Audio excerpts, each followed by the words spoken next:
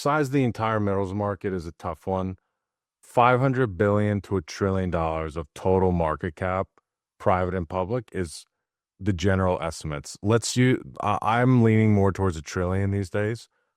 Because I was talking to someone and they were mentioning what the market cap of just the New Mexico Delaware Basin was, and it was substantial. And I was like, okay, if that's just the Delaware Basin, I think a trillion makes more sense versus 500. But keeping that number in mind, with the moves Vipers made recently, and using the Canadian portion of the Franco Nevada and Freehold and everything, you're probably looking at a market cap roughly around the 30 billion mark for publicly traded metals and royalties.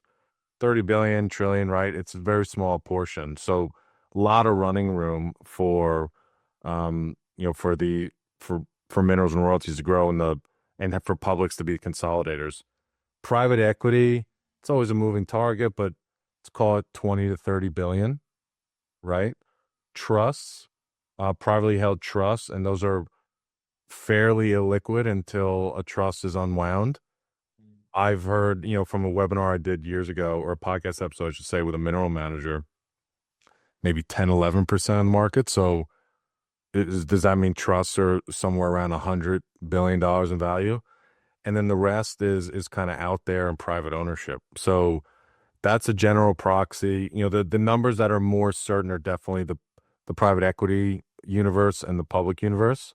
Collectively, call it 60-ish plus billion, but there's still a long way to go in terms of aggregating these things. And with generational wealth transfer and continued fractionization, the need for funds to kind of roll these things up, where the never sellers pass away or retire and cut up their minerals to family members, and those family members more likely to sell.